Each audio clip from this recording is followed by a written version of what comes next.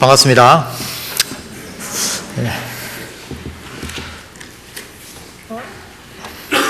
우리 성경 공부 같이 하시는 분들은 익숙한 얼굴도 있고 또 그 외에 또 처음 뵙는 분들도 계신데 주 안에서 만나 뵙게 돼서 반갑고, 이 시간에 또 하나님 말씀을 통해서 하나님께서 어떤 말씀을 우리에게 주시는지 같이 한번 생각해보는 그런 시간이 되었으면 좋겠습니다. 찬양대 찬양 감사합니다. 깜짝 놀랐습니다. 소리가 너무 커서. 아주 힘있는 찬양 감사합니다. 여러분, 저는 평소에 제가 출석하는 교회는 신림동에 있는 한 작은 교회인데요. 제가 출석하는 교회에 이 청년 남매가 이 지방에서 올라와서 함께 출석합니다. 근데 이 청년 남매의 형제의 이름은 하늘이고 자매의 이름은 보라입니다. 그래서 박하늘, 박보라입니다. 하늘을 보라. 서울중앙교회 성도 여러분, 여러분은 얼만큼 자주 하늘을 보십니까? 대도시의 빌딩 사이에 사는 우리들은 건물과 사람에 둘러싸여 좀처럼 하늘을 보지 못합니다. 밤에는 휘황찬란한 네온사인이나 자동차 불빛, 집안의 전등빛에 둘러싸여 좀처럼 하늘의 별도 보지 못하는 것이 우리의 실정입니다. 하늘을 보지 않는 것이 잘못하는 것은 아닙니다만, 그만큼 우리 삶에 여유가 없다는 것을 반증하는 것은 아닐까요? 자, 이 눈에 보이는 하늘은 그렇다순 치더라도 여러분, 영적인 하늘은 어떻습니까? 우리의 현실적인 문제에 매몰되어 정작 우리는 영적인 하늘을 보지 못하고 사는 것은 아닐까요? 오늘 본문 요한계시록 4장은 갑자기 하늘의 이야기를 시작합니다. 우리가 잘 아는 대로 2장, 3장 이제 계속해서 우리가 잘 아는 교회의 이야기를, 아시아의 7교회의 이야기를 하다가 이 4장이 느닷없이 갑자기 하늘의 이야기를 하기 시작합니다. 땅만 보고 땅의 문제에만 집중하기 쉬운 사람들에게 저자는 하늘의 이야기를 시작하며 하늘의 교훈을 주고 있습니다. 당시에 땅의 문제에 고통하는 사람들에게, 땅에서 핍박당하는 하나님의 교회들에게 요한은 하늘의 이야기를 통해서 어떤 메시지를 던지고 싶었기 때문입니다. 무엇입니까? 하늘을 보라. 하늘을 보라. 자, 그러면 도대체 당시의 땅의 이야기는 무엇이길래 하늘 이야기를 하는 것일까요? 이 당시의 땅의 이야기는 이 교회가 이 당시에 이제 소위 말하는 로마 제국의 이 도미치안 황제란데 AD 90년 전후에 로마 제국을 다스리던 황제입니다. 이 도미치안 황제 시대에 이 당하는 교회의 핍박과 관련이 있습니다. 이 도미치안 황제 치하에서 고통하는 소아시아의 교회들에게 보낸 요한의 편지의 일부분이 오늘 본문의 내용입니다. 여러분, 이 2장, 3장에 나오는 아시아의 7교회가 있습니다. 어느 교회인지 혹시 아시나요? 침묵의 뜻은 알고 있으니까 빨리 이야기하란 말이죠.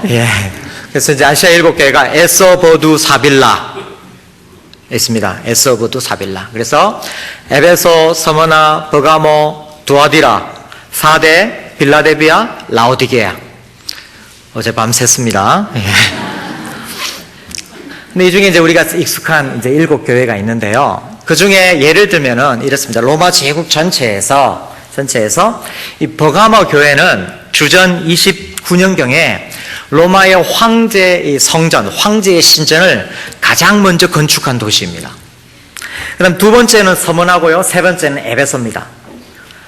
그래서 버가모, 서머나, 에베소 이런 지역들이 당시에 뭘로 유명했냐면은 황제의 신전을 지었던 지역으로 유명합니다. 그래서 소아시아 7교회는 황제 숭배 사상과 아주 밀접한 연관이 있었던 그런 지역입니다.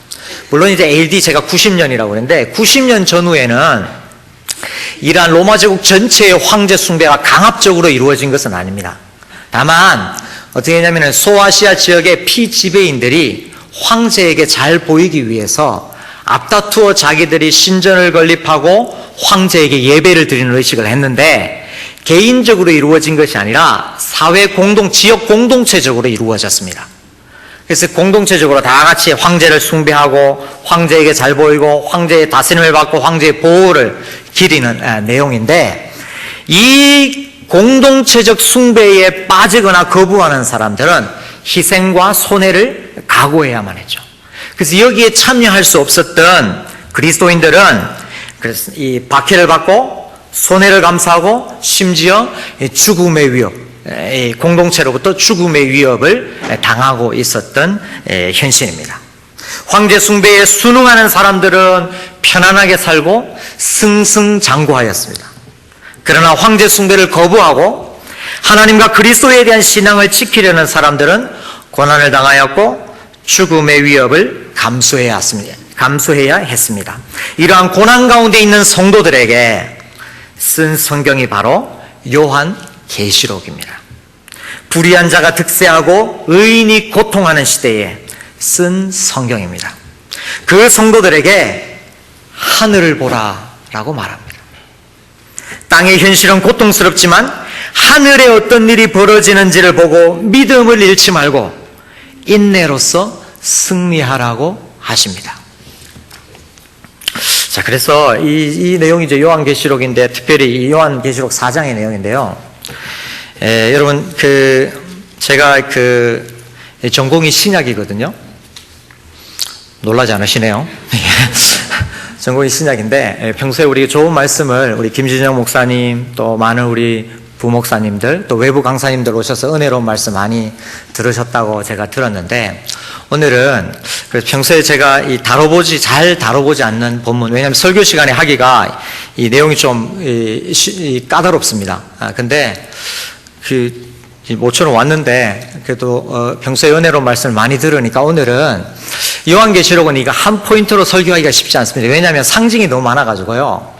상징을 설명하지 않고 그냥 메시지만 던지면 은혜는 되는데 좀 마음이 좀 거시게 해요. 마음이 좀 찝찝해요. 왜냐하면 이 다른 상징들이 이해가 안 되고 메시지만 들으니까. 그래서 오늘은 이제 어떻게 하냐면 제가 조금 여러분 귀찮더라도 한 구절 한 구절 제가 이 상징이 무슨 뜻인지 설명을 드리겠습니다.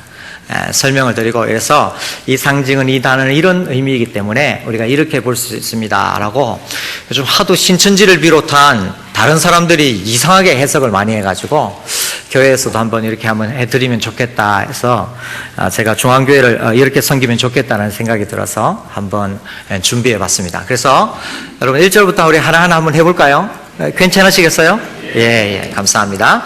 자, 그럼 1절을 우리 같이 한번 읽어보겠습니다. 1절을 시작. 이후에 내가 보니 하늘에 열린 문이 있는데 내가 들은 바 처음에 내게 말하던 나팔소리 같은 그 음성이 이르되 이리로 올라오라. 이후에 마땅히 일어날 일들을 내가 내게 보이리라 하시더라. 자, 이 1절의 시작을 2일 후라는 말로 시작을 하는데, 이 2일 후라는 말은 이 앞의 사건과 이 시간적으로 이 뒤의 일들을 의미할 수도 있으나, 요즘은 예전에 그렇게 많이 해석을 했는데 요즘은 이 논리적 전후로 해석을 많이 합니다. 다시 말하면은 앞에는 이 2장 3장은 교회에 대한 메시지인데, 그 앞에 교회에 대한 메시지와 동시에 하늘에서 어떤 일들이 일어나고 있는지를 보여주는 말입니다. 땅에서는 영적 전쟁이 일어나고 악인의 승승장구와 의인의 고난이 있을 때 하늘에서 어떤 일이 일어나고 있는지를 보여주고 있습니다.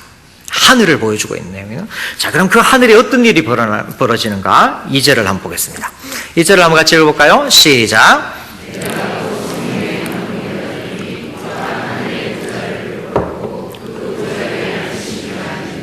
예, 감사합니다. 자, 하늘을 보는데 하늘에 뭐가 있었냐면은 보좌가 있다고 그랬습니다. 그리고 보좌에 앉으신 이가 있다고 그러는데, 이 보좌라는 말은 우리가 성경에 그 기독교 안에서 자주 쓰는 말인데, 이게 같은 단어지만은 세상에서는 이것을 어떻게 해석하냐면 왕자라 그럽니다. 왕자나 보좌나 같은 말이에요. 그래서 하늘에 왕자를 보여줍니다.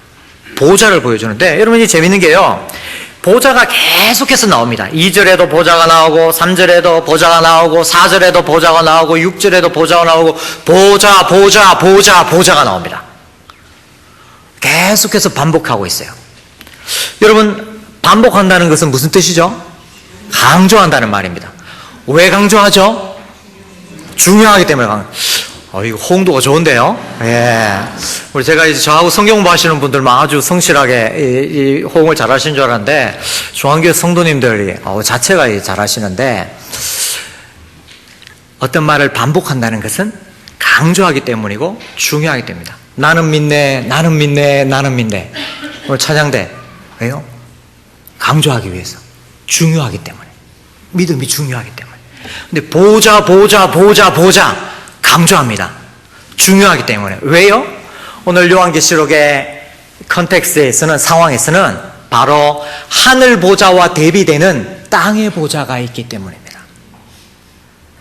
하늘 보좌와 대비는, 그래서 눈으로 보기에는, 세상 사람들이 보기에는 땅의 보좌에 앉아있는 로마 황제가 세상을 좌지우지하는 것 같이 보일지라도, 하늘 환상을 통해서 뭘 보여주십니까?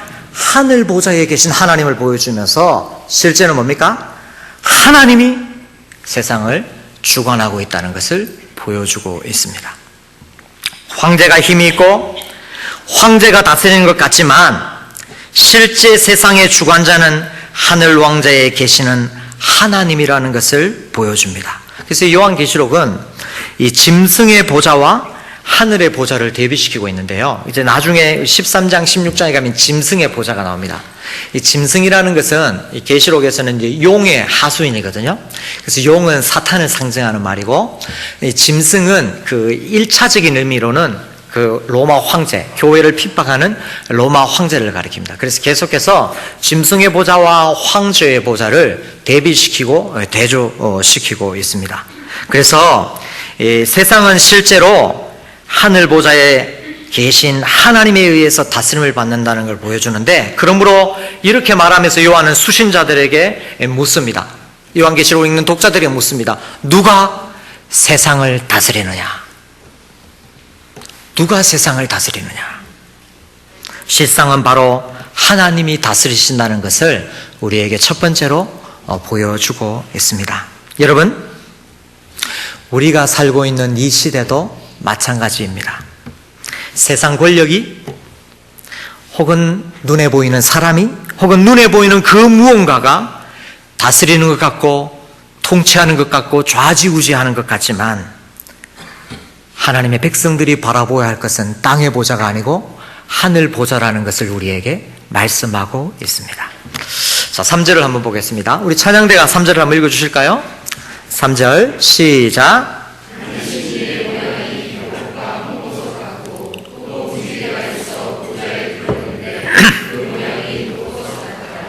예, 자, 여기서 이 보석들이 무엇을 상징하는지를 장황하게 설명하는 학자들도 있습니다.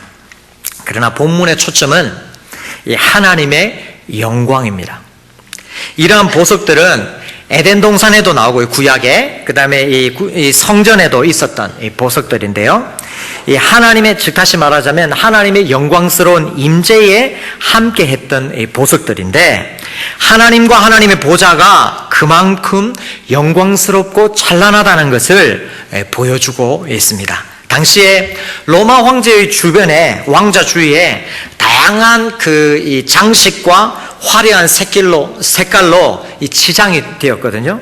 근데 우리 하나님의 위엄은 그것과 비교될 수 없을 정도로 이 찬란하고 영광스러운 보석과 무지개로 둘러싸여 있다는 걸 보여주면서 다시 한번 하늘 보좌가 얼마나 땅의 보좌보다 위대한지를 나타내주고 있습니다. 4절을 보겠습니다. 같이 한번 읽을까요? 시작. 또 보좌에 둘러 24 보좌들이 있고 그 보좌들 위에 24 장로들이 흰옷을 입고 머리에 금관을 쓰고 앉았더라. 자, 24 보좌, 24 장로들이 나옵니다. 그래서 24 장로들이 누구를 가리키느냐에 대한 논란이 있는데요. 그러나 요즘은 대부분 이 24 장로들을 그 신구약의 모든 이 믿는 사람들의 대표로 해석을 합니다. 그래서 신구약의 모든, 그래서 이 12지파, 12사도 이렇게 합해서 24 장로라고 그러는데, 그래서 하나님의 교회, 하나님의 백성들을 대표하는 이 대표자들이 바로 24 장로입니다. 근데 24 장로들의 신분 혹은 정체성을 가리키는 말이 두 가지가 나오는데요. 하나는 보좌, 왕자이고 다른 하나는 금관입니다. 그죠? 24 장로들이 보좌에 앉게 하고 금관을 씌워준다는 말입니다. 그리고 또 흰옷을 입었는데요. 흰옷을 입었다는 것은 이들이 정결하게 되었다는 뜻이고 또한 제사장적 신분을 가졌다고 볼 수 있습니다. 그러므로 이 고난당하는 초대교회 성도들에게 무엇을 말씀하시냐면 하나님의 백성들이, 하나님의 사람이 얼마나 영광스럽고 존귀한지를 보여주고 있는 것입니다. 사람들이 보기에는 초라하고 사람들이 보기에는 실패한 사람처럼 보일지라도 하나님이 보시기에는 너희는 하늘 보좌에 앉은 사람이다. 하늘의 왕관을 쓰고 있는 사람이다라는 것을 보여주고 있는 내용입니다. 근데 이것은 동시에 3장 21절의 성취입니다. 여러분 앞장에 한번 가서 3장 21절을 한번 보실까요? 3장 21절. 3장 21절 같이 한번 읽겠습니다. 시작. 이기는 그에게는 내가 내 보좌에 함께 주기를 내가 이기고 아버지 보좌에 함께 앉은 것과 같이 하리라. 여기서 이긴다는 것은 어떤 특별한 싸움을 가리키는 것이 아니고 이 믿음을 지키는 성도들을 가리킵니다. 믿음의 사람이 받을 상급이 바로 하늘 보좌라는 것입니다. 이 성도의 영광스러운 신분을 가리키는데요. 이것은 단지 나중에 일어날 일이 아니라 현재의 영광스러운 신분이 나중에 실현된다는 뜻입니다. 그래서 이것을 바울식으로 표현하면은, 바울 사도의 표현대로 하면 에베소 2장 5절에서 6절에는 이렇게 나와 있죠. 허물로 죽은 우리를 그리스도와 함께 살리셨고 또 함께 일으키사 그리스도 예수 안에서 함께 하늘에 앉히시니. 그래서 성도들의 신분이, 성도들의 정체성은 하늘 보좌에 앉는, 이것이 성도의 신분이고 성도의 정체성이라는, 하늘 보좌에 앉는 왕자라고 그랬죠. 그래서 왕이 되는 것입니다. 우리를 왕적인 존재로 그만큼 존귀하고 영광스럽게 삼아 주셨다는 것입니다. 여러분 혹시 우리 2부 예배 우리 참석하신 성도님들 중에 해병대 출신 있으세요? 없으세요? 없으시면 제가 좀 뻥을 쳐도 되겠는데요. 여러분 제가 한번 한 10년도 더 된 내용인데 10년, 제가 유학 가기 전에 한 10년 넘은 것 같은데 10년이 넘어서도 늘 제 머릿속에 이 떠나지 않는 한 장면이 있어가지고요. 근데 어느 날 TV를 봤는데, 여러분 요즘도 그 프로가 있는 것 같은데, 그 KBS 인간극장이라고 요즘도 있는 것 같아요. 그죠? 거기는 한 번은 이 사람들이 해병대 그 훈련소, 해병대 교육단 이야기를 하는 이야기를 인간극장에 나오더라고요. 인간극장에 나오는데, 이 해병대는 여러분 그 훈련 기간이 7주에서 8주 정도 된다고 그래요. 그래서 아시겠지만 해병대는 지원해서 가거든요. 지원해서 이제 그 훈련을 받는데 중간에 훈련을 포기해도 되고, 자기 스스로 그만둬도 되고, 나오면 됩니다. 그만두고 나오면 다시 일반 병사로 가면 되거든요. 근데 이 이야기를 쫙 하는데, 그때 마침 제가 볼 때가 어떤 장면이냐면은 이 5주차 훈련 5주차에 대한 내용인데, 이때가 뭐냐면 소위 말하는 극기주라고 그럽니다. 극기주, 가장 힘든 주라고 그러는데, 제가 딱 보니까 어떤 장면이냐면 좀 덩치가 큰, 좀 뚱뚱한 이 젊은이가 용기를 내서 나도 한번 해병이 될 거거든. 귀신을 한번 잡아보겠다고. 예, 그래가지고 아마 들어간 것 같아요. 그래 딱 보는데 어떻게 되냐면은 그 유교 훈련을 하는데 철조망이 있고 그것을 누워가지고 이렇게 통과하는 그런 장면이었습니다. 그래서 제가 말씀드렸지만 이 극기주에는 밥도 절반으로 주고요, 잠도 다 안 재우고 불충분하게 재우고, 그다음 훈련 강도는 더 세게 그렇게 했다고 합니다. 이게 당연히 힘들 수밖에 없죠. 그래서 제가 그때 본 것이 아마 6월인가 7월인가 아마 한여름 때였거든요. 그래서 한 섭씨 35도 정도 되는데 딱 이래서 안간힘을 쓰면서 이 철조망을 통과하는데 제가 딱 보니까 에휴 저 친구 글렀는데 안 되겠다 싶더라고요. 그냥 포기하고 나가겠다 싶더라고요. 이 너무 힘드니까 이렇게 아마 그 정도 되면 좀 쉬고 싶기도 하고 아이스크림 생각도 나고 뜨거운 찬물에 몸 한번 담궈보고 싶고 좀 쉬고 싶지도 않겠어요? 근데 이 모습을 저기 한 기퉁에 있는 교관이 딱 보더니만 교관이 그 훈련병한테 딱 달려오더라고요. 훈련소에는 여러분 알다시피 이제 이름보다는 이제 훈련 번호를 붙이거든요. 딱 보니 교관이 하는 말이 훈번 101번 하니까 이 훈련병이 힘들어 죽는데도 네 훈번 101번 이렇게 하더라고요. 그러면서 이제 교관이 뭐라고 하냐면 복창한다, 따라하란 말이죠. 그렇게 하니까 복창하는데 어떻게 교관이 먼저 시작하냐면은 그러니까 훈병이 나는 해병이다. 나는 해병이다. 나는 귀신 잡는 해병이다.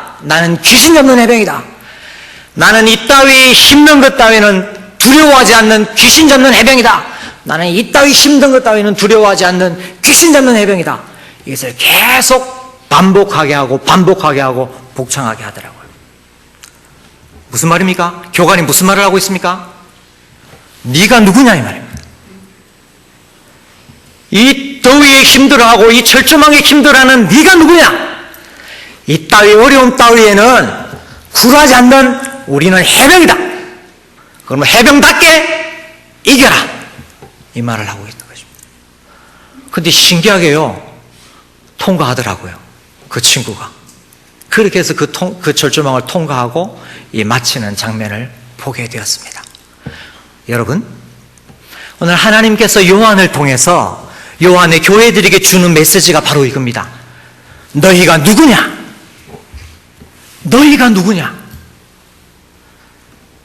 악인이 승승장구하고 의인이 고통받을지라도 너희가 기억하고 잊지 말아야 할 것은 무엇이냐? 너희가 누구냐? 너희는 바로 하늘 보좌에 앉아있는 사람이다. 하나님의 아들이요 그분의 자녀이다. 이것을 말해주고 있는 것입니다. 자, 여러분, 분위기도 괜찮은데 우리도 복창 한번 할까요? 이 분위기 괜찮으십니까?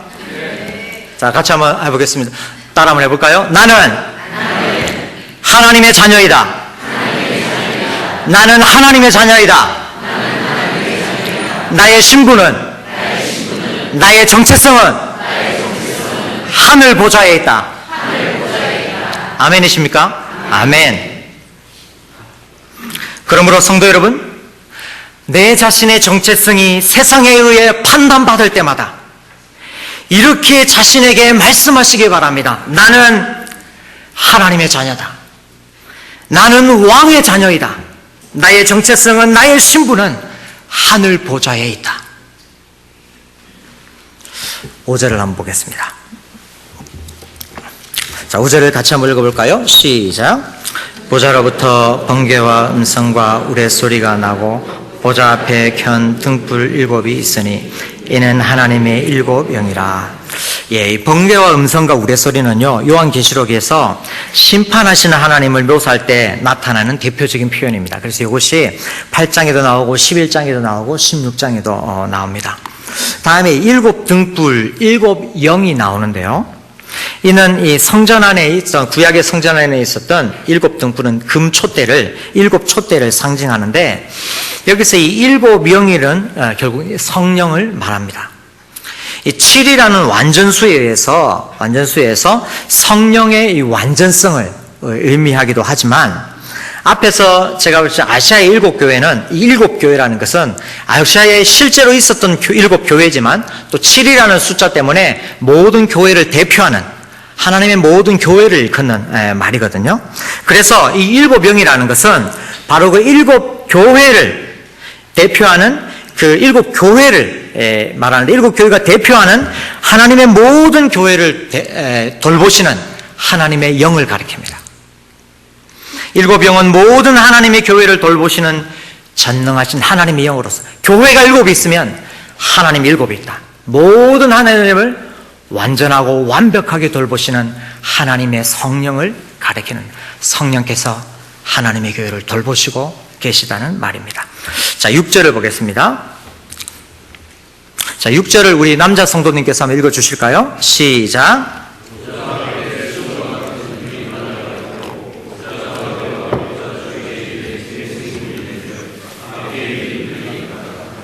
예, 유리바다는 구약의 성전 마당에 있는 바다를 떠올리게 합니다. 성전에 무슨 바다가 있는가 이렇게 생각하실 수 있는데, 성전 마당에 있는 물두멍을 역대하에 보면은 이게 바다라고 이렇게 가리키거든요. 결국 이는 정결케 된 백성들이 하나님을 예배하는 것과 관련이 있습니다. 자, 네 생물이 나오는데, 이 네 생물이 어떤 존재인지는 7절에 나오고요. 다만 여기서 6절에는 이 눈들이 가득하다라는 나오는데, 이 눈들은 나중에 이들이 네 생물이 심판하는 역할을 하는데, 그때 이 세상을 감찰한다는 뜻입니다. 자, 그러면 7절을 보겠습니다. 우리 여자 성도님들이 한번 읽어주실까요? 시작.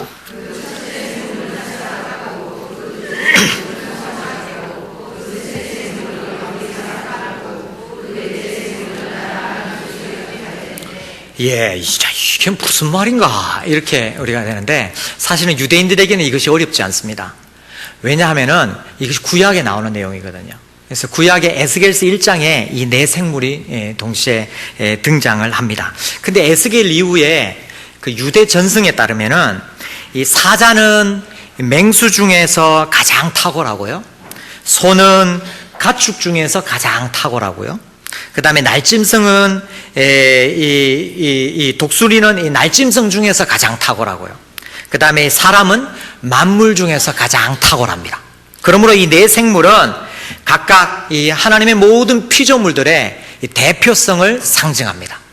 그래서 가장 탁월한 피조물들을 통해서 하나님의 모든 피조물들을 대표하는 내용입니다. 근데 이 네 생물이 어떤 일을 하는지 8절부터 한번 보겠는데, 8절 우리 같이 읽어볼까요? 시작. 네 생물은 각각 6 날개를 가졌고 그 안과 주위에는 눈들이 가득하더라. 그들이 밤낮 쉬지 않고 이르기를 거룩하다 거룩하다 거룩하다 주 하나님 곧 전능하신 이여, 전에도 계셨고 이제도 계시고 장차 오실 이시라 하고. 자, 그런데 이 네 생물이요, 에스겔서에 나오는 네 생물과 달리 이들은 각각 이 6 날개를 가졌습니다. 날개가 6개입니다. 근데 이 날개 6은 또 뭐냐면 이사야의 환상에 나오는 스랍, 천사적인 존재죠. 이사야 6장에 나오는 이 스랍의 모습과 비슷합니다. 또한 이어서 나오는 찬송의 내용이요, 이사야에 나오는 찬송입니다. 그래서 거룩하다 거룩하다 거룩하다 주 하나님 곧 전능하신 이여. 결국 이는 무슨 뜻이냐면, 요한계시록 표현이 에스겔하고도 다르고 이사야하고도 다르고 독특하게 요한계시록은 이 네 생물을 묘사하는데, 결국 이 상징적인 모습은 피조물을 대표해서 하나님을 찬송한다는 것을 뜻하고 있거든요. 그런데 또한 이 네 생물은 동시에 나중에 하나님을 대표해서 가득한 눈들을 통해서 세상을 감찰하고 세상을 심판하는 역할을 합니다. 그리고 이들이 하나님을 찬송할 때 영원히 존재하시는 하나님의 위엄을 찬송합니다. 이는 현실 세계의 로마 황제의 권력이 아무리 강하더라도 그 권력은 끝이 있는 반면에 우리 하나님은 영원하시다는 것을 표현한 것입니다.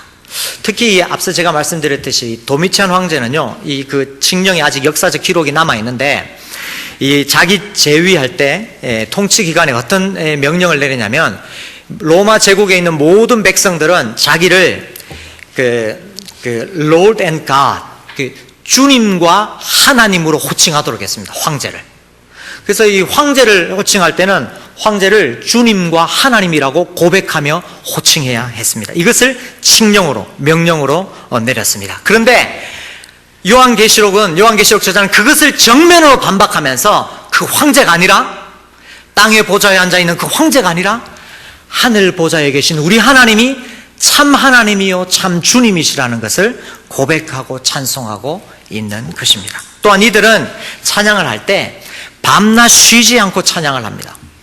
하나님의 존재가 영원하시기 때문에 하나님을 향한 찬송도 영원히 이어진다는 것을 뜻하고 있습니다. 자, 9절 10절을 보겠습니다. 9절 10절. 우리 2층에 있는 분들이 한번 읽어 주실래요? 9절 10절을 한번 읽어 주십시오. 시작.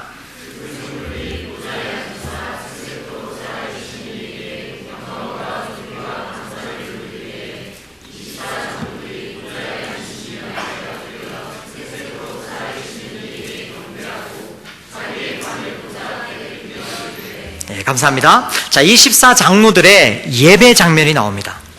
장로들이 앞서서 하나님이 씌워주신 관을 이제는 뭐냐면 보좌 앞에 드리는 내용입니다. 이것은 뭡니까? 항복과 순종을 상징합니다. 자기의 왕관을 벗어서 하나님 앞에 보좌 앞에 드리는 것은 항복과 순종을 상징하는데요. 근데 이것은 우리가 읽기에는 이게 뭔가 이렇게 생각할 수 있는데, 당시에 로마 제국 안에 있는 사람들은 이 장면을 보면서 한 가지 사실을 떠올리게 됩니다. 이거 어디서 많이 보던 장면인데? 뭐냐 하면은 당시에 로마 제국 안에 떠도는 굉장히 유명한 일화가 있었는데, 뭐냐면은 로마 제국의 변방에 있는 한 소국이, 작은 나라인데, 그 파르티아라는 작은 나라인데, 그 나라의 왕 티리다테스라는 왕이 어느 날 자기의 신하들을 대동하고 로마 황제를 찾아왔습니다.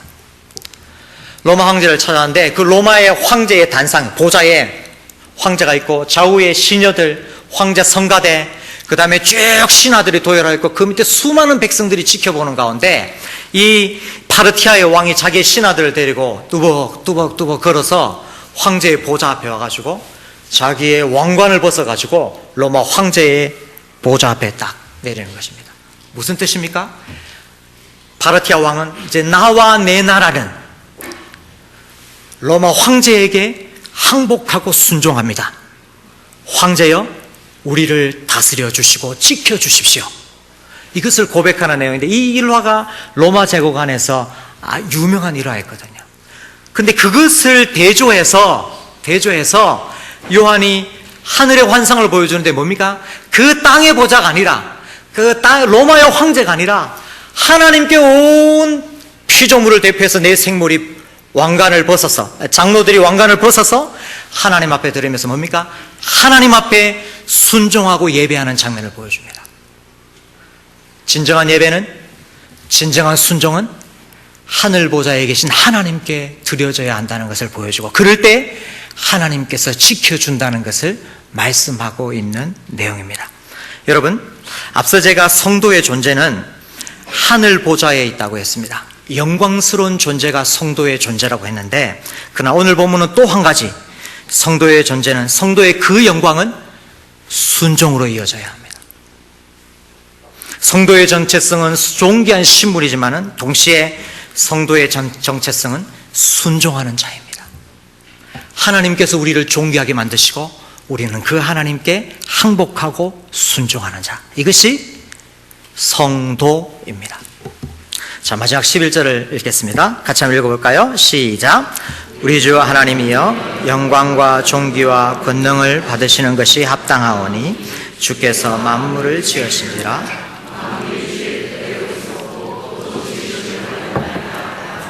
자, 우리 주 하나님이라는 칭호가 또 등장하네요. 황제가 아니라 우리 주 하나님.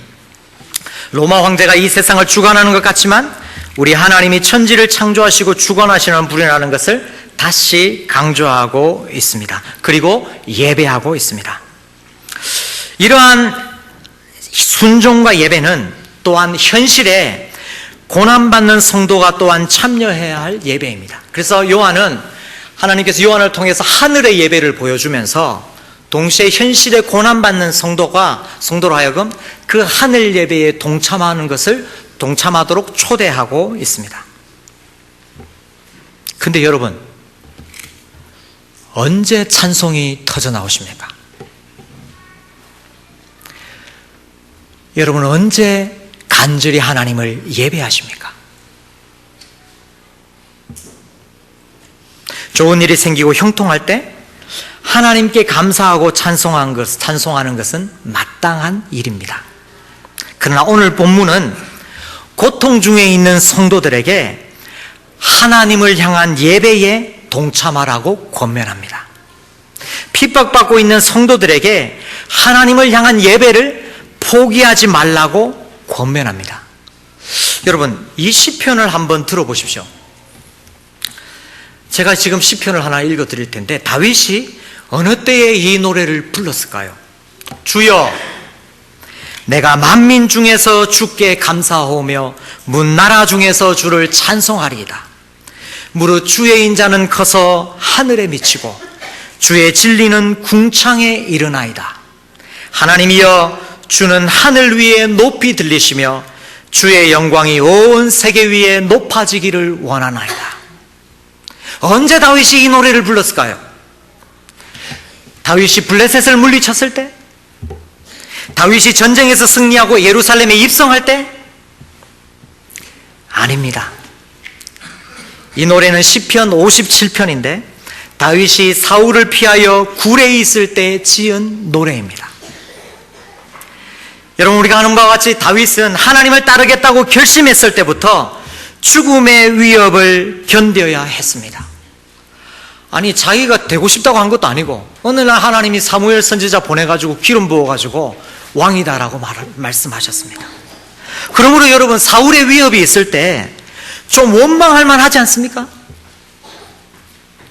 하나님, 내가 언제 하고 싶다고 했습니까? 하나님, 나를 왜 이렇게 비참하게 만드십니까? 내가 왜 이렇게 살아야 합니까?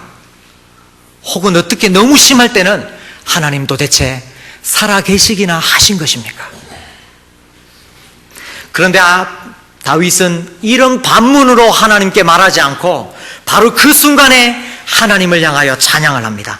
찬송이 터져나옵니다. 주여, 내가 모든 백성 만민 중에서 주님께 감사하고 문나라들 중에서 주님을 찬송하겠습니다. 주님의 인자는 커서 하늘에 미치고 주의 진리는 모든 궁창에 이릅니다. 그러므로 하나님, 내가 주는 하늘 위에 높이 들리시며 주의 영광이 온 세계 위에 높아지기를 원합니다. 요한계시록의 독자들도 바로 이러한 예배의 세계로, 찬송의 세계로 초대받고 있습니다. 신앙 때문에 가장 고통스러운 순간에 로마 황제가 아니라 여호와 하나님, 창조의 하나님, 전능하신 하나님을 찬양합니다. 하늘에 열리는 그 예배를 소망하며 오늘 이 시간에 하나님을 찬송하라고 권면하고 있는 내용입니다.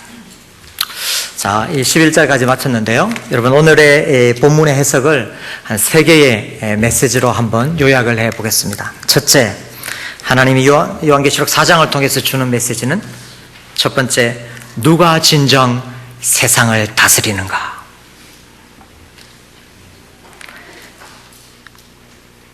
요한은 그의 청중에게 누가 이 세상을 다스리는지를 분명하게 하고 싶었던 것 같습니다. 이 세상의 통치자, 그것은 세상의 보좌에 있는 로마 황제가 아니라 하늘 보좌에 앉아 계신 하나님이라는 것입니다. 본문에서 요한은 아주 분명하게 로마 황제의 하나님을 대조시키고 있습니다. 오늘도 우리는 하나님이 아니라 다른 권력이 세상을 다스리는 듯한 모습을 봅니다. 예전에는 정치 권력이, 요즘에는 황금 권력이 세상을 지배하는 것 같습니다. 우리는 위축되기도 하고요, 그 권력을 잘 섬겨야 할 것 같은 유혹 앞에 놓이기도 합니다. 우리의 직장 상사나 우리의 생사를 쥔 듯한, 그들이 실제 쥔 것은 아니지만 쥔 듯한 그 무엇을 더 잘 섬겨야 할 것 같기도 합니다. 바로 그럴 때 오늘 본문은 하늘을 바라보라고 합니다. 하늘 보좌에 계신 하나님을 보여주면서 하나님이 세상을 다스린다고 합니다. 두 번째, 오늘 본문의 메시지는 두 번째, 성도는 어떤 존재인가를 말해주고 있습니다. 고난받고 있는 성도들에게 성도가 하나님 앞에 얼마나 존귀한 자인지를 보여줍니다. 성도의 위치는, 성도의 신분은 하늘 보좌입니다. 믿음을 지키고 이긴 자에게는 하늘 보좌가 예비되어 있다는 것을 보여줍니다. 심지어 지금 현재에도 사람들이 보기에는 초라할지라도 하나님은 우리를 그의 보좌에 앉은 자처럼 존귀히 여기신다는 것을 말씀하고 있습니다. 그러므로 마지막 세 번째, 하나님을 예배하라고 합니다. 하나님이 세상을 다스리시기 때문에 우리는 하나님을 예배해야 합니다. 우리를 그분의 존귀한 자녀로 삼아주셨기 때문에 우리는 그분을 예배해야 합니다. 우리의 왕관을 벗어 그분께 드려야 합니다. 그분을 경배하고 그분께 순종해야 합니다. 성도 여러분, 오늘 본문은 참 역설적입니다. 힘들어 죽겠는데, 신앙 때문에 힘들어 죽겠는데, 이것만 포기하면 괜찮게 살 수 있을 것 같은데, 오늘 본문은 힘내라, 위로한다 등의 말이 아니라 하늘의 영광스러운 예배의 모습을 보여줍니다. 그러면서 성도들에게 누가 세상을 다스리느냐? 성도는 어떤 존재인가? 하늘의 예배에 동참하라. 이 메시지를 던집니다. 아마도 하나님은 요한을 통해서 이것을 말씀하시는 것 같아요. 성도들이 어떤 다른 시각을 갖고 살기를 원하시는 것 같습니다. 세상과는 다른 어떤 영적 세계관을, 갖고 살기를 원하시는 것 같습니다. 그것의 시작은 무엇입니까? 하늘을 보는 것입니다. 땅에 살지만은 하늘을 보는 것이고, 하늘 보좌에서 하나님이 다스리시는 것, 하늘 보좌에 앉아있는 성도를 보는 것, 그리고 그 예배에 동참하는 것, 이 말씀을 기억하시면서 이 돌아오는 한 주도, 그리고 우리의 남은 생에도 하늘을 바라보시면서 땅의 모든 일을 승리하시는 하나님의 성도들이 되시기를 주의 이름으로 축원합니다. 여러분, 우리 같이 한번 기도하겠습니다. 우리 합심